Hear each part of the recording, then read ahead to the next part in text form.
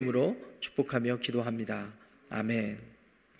이 아침에 우리에게 허락하신 하나님의 말씀 찾으시겠습니다. 요한복음, 신약성경 요한복음 4장 27절부터 42절까지의 말씀을 함께 찾으시겠습니다.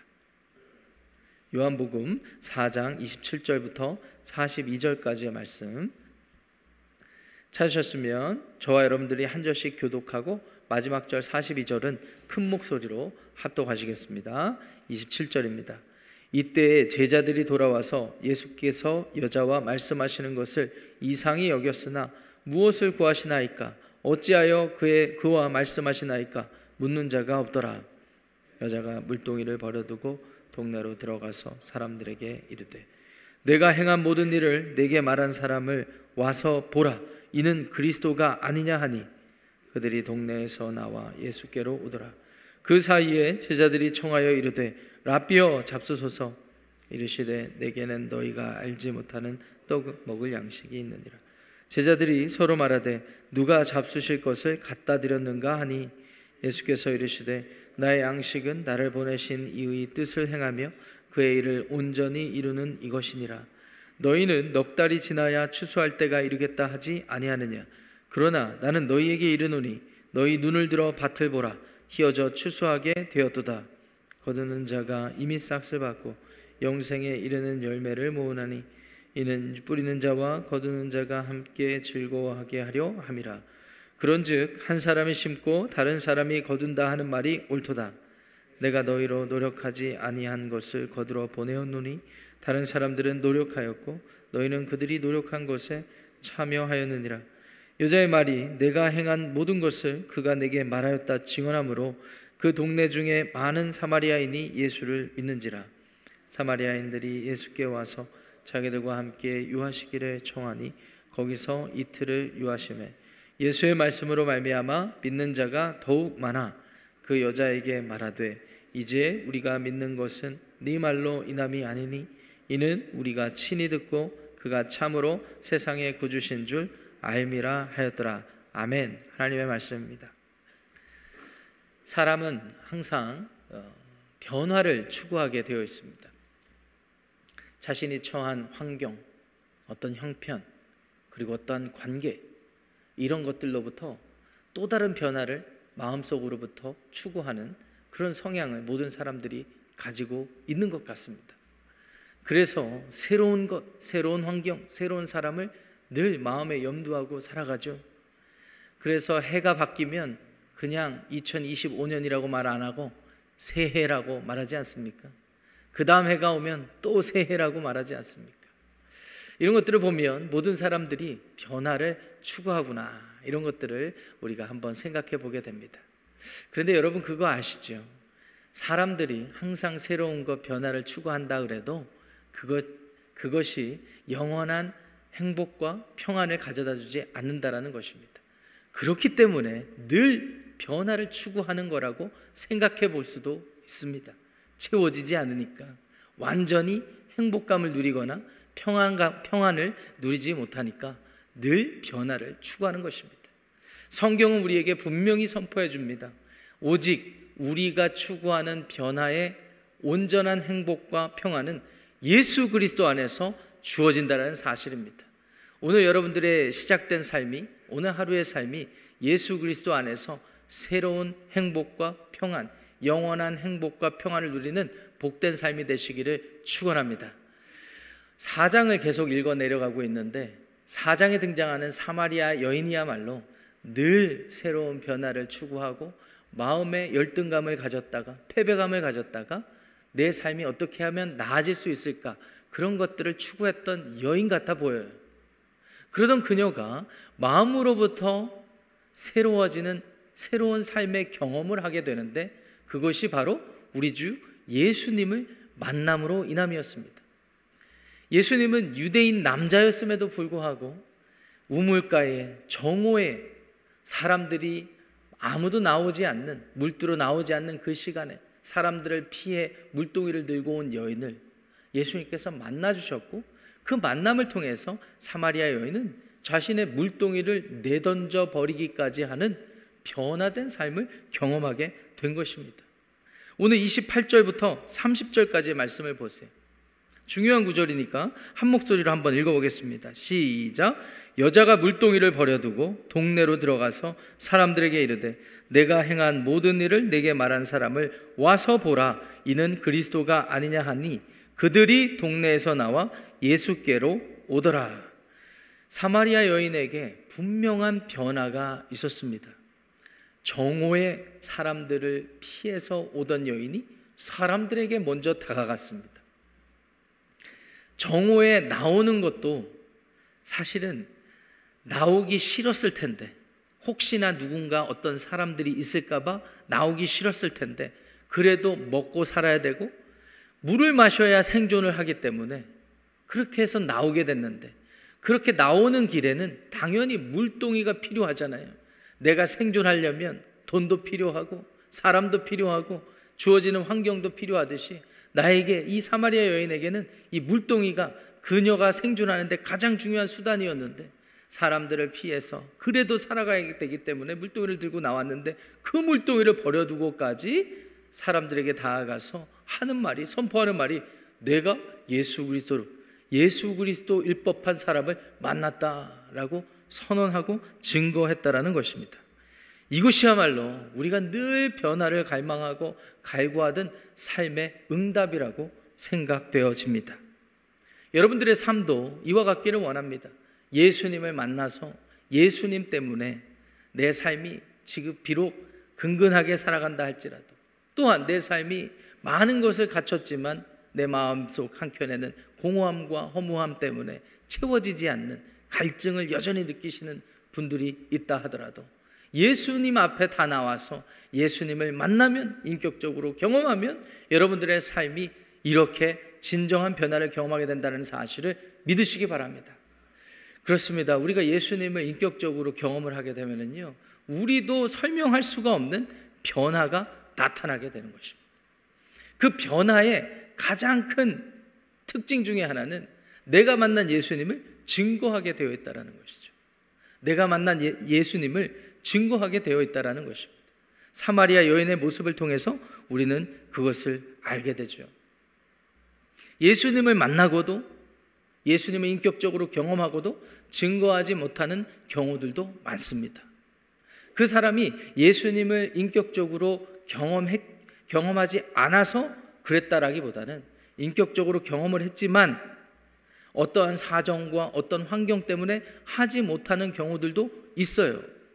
제가 익스큐즈 할 것을 말씀드리는 것이 아니라 왜 그러면 그렇게 될까를 생각해 보게 됩니다. 제자들이 예수님께 이 여인과 대화하는 모습을 봤어요.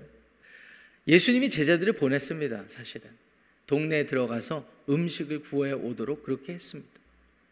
그런데 예수님 음식을 구해서 예수님께 왔는데 제자들이 보니까 여인과 대화를 하고 있는 거예요. 27절 말씀 보니까 그 모습이 이상하게 느껴졌던 것 같습니다. 유대인 남자가 사마리아 여자랑 대화한다라는 거, 당대의 사회적인 분위기 가운데 이게 있을 수 없다라고 여겼기 때문에 물을까 하다가 질문을 참고 여인이 물동이를 버려두고 가는 모습까지 보고 난 후에 31절 말씀 보시니까 제자들이 라삐요, 선생님이요, 잡수소서 이렇게 하며 자신들이 준비한 음식을 드립니다. 근데 예수님이 뭐라고 하셨는지 32절 말씀, 중요한 구절이니까 한 목소리로 읽어보겠습니다. 시작. 이르시되 내게는 너희가 알지 못하는 먹을 양식이 있느니라. 예수님을 인격적으로 만나도, 예수님을 인격적으로 경험을 한다 하더라도 우리가 예수님을 증거하지 못하는 때가 있는데, 이유가 무엇일까? 땅에 속한 양식, 우리가 먹고 살아야 되는, 생존해야 되는 양식에만 그것을 너무 추구한 나머지 하늘의 가치, 하늘의 양식에 대한 가치를 잊어버렸을 때 우리는 복음 전하는 일, 예수님을 만난 삶의 진정한 변화를 드러내지 못할 수도 있겠다라는 생각을 해볼 필요가 있습니다. 34절 말씀이 우리에게 그것을 일러주는데요, 예수님이 또한 이렇게 말씀하십니다. 함께 읽어봅니다. 시작. 예수께서 이르시되 나의 양식은 나를 보내신 이의 뜻을 행하며 그의 일을 온전히 이루는 이것이니라. 제자들은 지금 어떻게든 먹고 살아야 되는 이유 때문에 동네에 가서 양식을 구해왔습니다. 예수님은 그것도 허락하시고 명령하신 바예요. 그런데 예수님이 특이한 말씀을 하십니다. 나의 양식은 나를 보내신 이 하나님 아버지의 뜻을 행하고 그 뜻을 이루는 것, 온전히 이루는 것에 있다라는 것입니다. 여러분, 우리가 이 세상 살아가면서 주님을 만나면 새로운 삶의 의미를 찾게 됩니다. 그런데 그 삶은 영원한 삶의 의미이기 때문에 무엇보다도 가치 있는 것이죠. 그런데 때로는 우리가 이 세상에 한눈을 팔게 될 때가 있죠. 이 세상이 주는 즐거움, 이 세상이 나를 풍성하게 하는 어떠한 물질적인 가치, 이런 것들에 집중을 하다 보면 하나님이 왜 우리를 이 땅 가운데 구원하셨고 그리고 이 땅 가운데 살게 하셨는지를 잊게 되는 것입니다. 그 순간부터 우리는 예수님을 경험하고 예수님을 만난 이런 기억들과 삶의 또 다른 변화를 경험하게 되는 거예요. 우리의 삶이 침체되는 것입니다. 물질적인 가치에 갇히게 되므로 예수님과 멀어지게 되는 것입니다. 주님께서 리마인드 해주시는 것입니다. 나의 양식은, 내가 이 세상에 존재하는 이유는, 내가 이 세상을 살아가는 방식은 하나님이 내게 맡겨주신 일을 행하는 것, 이것을 우리는 소명이라고 이야기를 합니다. 각자 주어진 환경에서 감당하게 되는, 주님의 뜻을 이루게 되는 그 행하는 삶, 그것을 통해서 하나님이 내 삶을 통해서, 내 삶을 통로 삼아서 이루시는 일들을 보는 것, 그것이 우리가 지어진 목적이고 우리가 구원받은 이유이며 우리가 살아야 되는 방식이라는 사실을 믿으시기 바랍니다. 주님께서 말씀하셨어요. 실로 예수 그리스도께서는 이와 같은 삶의 모범을 보이셨습니다. 예수님께서 인간으로 이 땅에 태어나신 이유가 여기에 있거든요. 사람을 구원하시고 사람을 위해서 죽으시고 그리고 부활하심으로 하나님의 영광을 드러내는 일, 이것이 하나님 아버지의 뜻이었기 때문에 그 뜻을 분명히 이해하고 알고 계셨던 예수님은 자원하여서 순종함으로 자기를 비우셨고 이 땅에 인간으로 내려오셨던 것입니다. 많은 분들이 예수님이 이 땅에 인간으로 태어나신 이유를 나를 구원하기 위해서 십자가에서 죽기 위해서 여기까지만 믿고 받아들이시는 분들이 있어요. 그런데 예수님께서 이 땅에 33년여 시간을 사시면서 우리를 구원하신, 이 땅에 오신 이유를 스스로 나타내 주셨습니다. 이 땅에 인간으로 사시면서 한 톨, 한 자락도 빠짐없이 하나님 아버지의 뜻이 이루어지기를 원하셨고 그분의 삶에 그 모든 것들을 다 이루셨습니다. 그래서 십자가에서 돌아가실 때 예수님께서 마지막으로 남기신 말씀이 무엇입니까, 여러분? 내가 다 이루었다. 내가 다 이루었다. 여러분, 이 세상에 우리가 살아가는 이유는 하나님이 하늘로부터 주시는 양식, 우리의 삶의 방식, 하나님의 뜻을 이루고 하나님의 뜻을 행하는 것에 있다는 사실을 여러분 기억하시기를 바랍니다. 지난주에 어느 고별 예배를 인도하고 왔는데요, 사람은 누구나 다 죽게 되잖아요. 그곳에서도 복음을 전했습니다. 그런데 복음의 핵심은 무엇입니까? 이 땅에 남겨진 사람들이 들어야 되는 복음의 핵심은 무엇입니까? 우리의 삶의 영원한 갈증, 우리가 추구하는 삶의 변화, 이것은 오직 예수 그리스도 안에서만 해결될 수 있다는 것 아니겠습니까? 이것을 믿고 받아들이는 사람은 어떻게 살아야 된다고요? 하나님의 뜻을 이루고 행하는 것에 있다는 사실을 믿으시기 바랍니다. 대표적으로 우리가 하나님의 뜻을 이루고 행할 수 있는 일이 무엇이에요? 예수님을 증거하는 것입니다. 그래서 35절부터 38절의 예수의 말씀을 보세요. 말씀의 핵심은 이것입니다. 우리가 이 시대를 살아가면서도 예수님의 제자들조차도 자신들이 한 일이 별로 없어요. 아니요, 아예 없어요. 누군가에게 내가 스스로 공부해서, 내가 스스로 돌을 닦아서 하나님의 아들 예수를 내가 깨달았다, 만났다, 이렇게 말할 사람이 없어요. 누군가에게 다가가서 내가 한마디 말만 했는데 그 사람이 예수님께 돌아오더라, 야, 나는 거의 신적 기질이 있나 보다, 이렇게 말할 수 있는 사람이 없어요. 하나님이 복음을, 구원을 작정하셨고 성취하셨고 그것을 적용시켜셔서 이루어 가시기 때문입니다. 우리에게는 그렇게 말할 수 있는 게 없어요. 그래서 예수님이 말씀하시는 게 거두는 자, 뿌리는 자와 거두는 자를 비교해서 말씀을 하시는 거예요. 여러분, 유대 사회는 농경 사회였기도 했습니다. 그렇기 때문에 농사를 짓죠. 오늘 특별히 35절 말씀에 너희가 추수할 때가 넉 달이나 남았다고 하지 않느냐라고 하는 걸 보니까 이제 넉 달 있으면 어떤 작물이든 추수할 그런 시기인 것 같아요. 어떤 작물이든 추수할 시기인 것 같습니다. 자, 추수할 때 보면 우리가 항상 열매를 거둬야 되는 것 아니겠습니까? 어떤 해는 이 씨 뿌리고 노력한 거에 비해서 적게 나올 때도 있습니다. 어떤 해는 그보다 많이 나올 때도 있습니다. 사람이 동일한 노력과 수고를 해도요, 열매가 달라질 수 있는 것처럼 하나님께서 구원을 펼쳐나가시는데, 하나님이 이니셔티브를 가지고 그 구원을 펼쳐나가시는데 그 과정이 참 놀랍고 신기한 것은 뿌리는 자가 이렇게 있었는데 거두는 방식과 거두는 사람이 또 다를 수 있다는 거예요.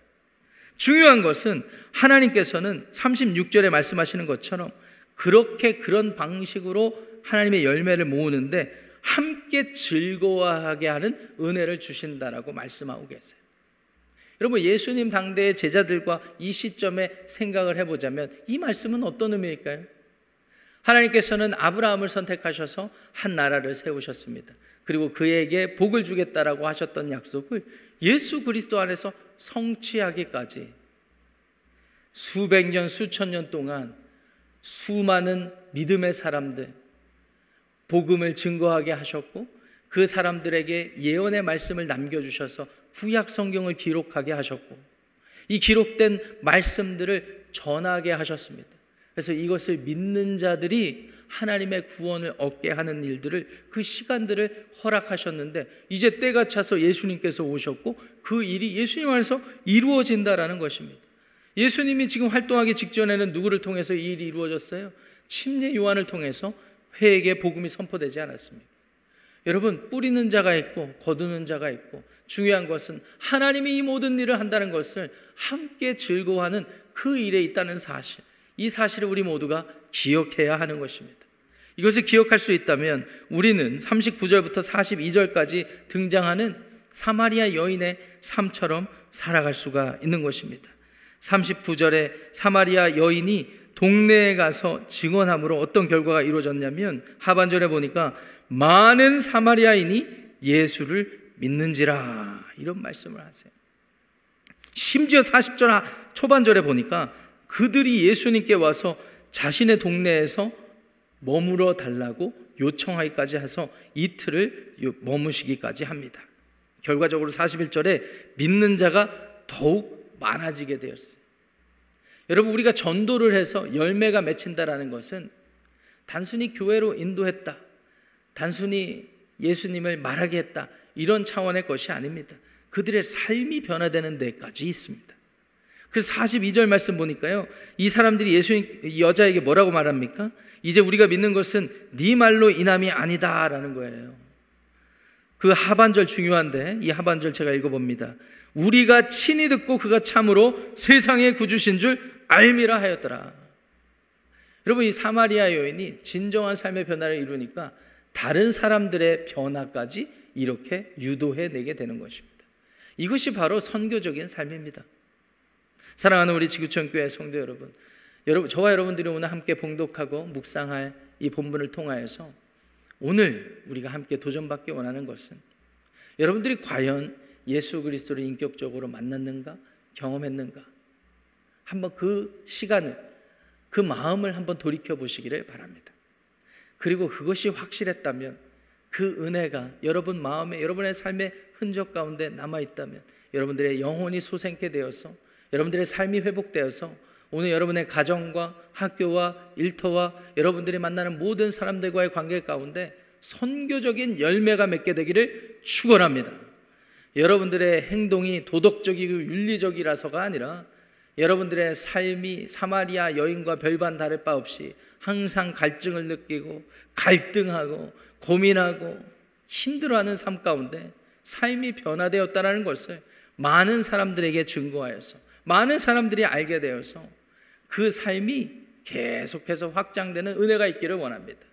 우리가 이 땅에 발붙이고 살아가는 소명은, 예수 그리스도를 만난 이후부터는 이 영생의 소명은 하나님 아버지의 뜻을 행하고 그 뜻이 우리의 삶을 통해 이루어지는 데 있기 때문입니다. 이와 같은 소명의 삶을 오늘도 사는 저와 여러분들이 되시기를 다시 한번 주님의 이름으로 축원합니다. 기도하시겠습니다. 하나님, 오늘 이 사마리아 여인의 변화된 삶을 보며 예수 그리스도께서 제자들에게 교훈하셨던 말씀을 곰곰이 생각해 봅니다. 뿌리는 자가 있었고 거두는 자들이 있습니다.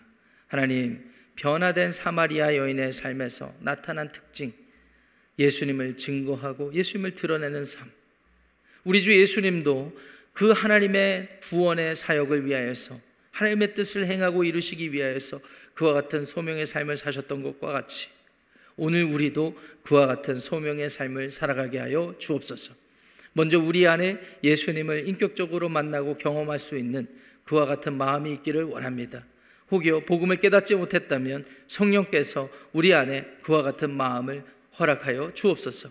또한 우리 안에 예수님을 만났는데 우리 마음이 냉랭해져서 어느 순간 예수님을 증거하는 일에 소홀히 되었다면 하나님, 오늘 사마리아 여인의 삶을 보며 도전받기를 원합니다. 오늘 우리의 삶을 사용하셔서 우리가 만나는 가족들, 우리가 만나는 모든 사람들에게 내가 만난 예수님의 삶의 능력이 전해지게 하여 주시옵소서. 예수님의 이름으로 축복하며 기도합니다. 아멘. 하늘에 계신 우리 아버지여, 이름이 거룩히 여김을 받으시오며 나라가 임하시오며 뜻이 하늘에서 이루어진 것 같이 땅에서도 이루어지이다. 오늘 우리에게 일용할 양식을 주시옵고 우리가 우리에게 죄 지은 자를 사하여 준 것 같이 우리 죄를 사하여 주시옵고 우리를 시험에 들게 하지 마시옵고 다만 악에서 구하시옵소서. 나라와 권세와 영광이 아버지께 영원히 쌓옵나이다. 아멘. 예배를 마쳤습니다. 오늘 하루도 주님과 함께 동행하며 기도로 시작하는 하루 되시기를 축복합니다.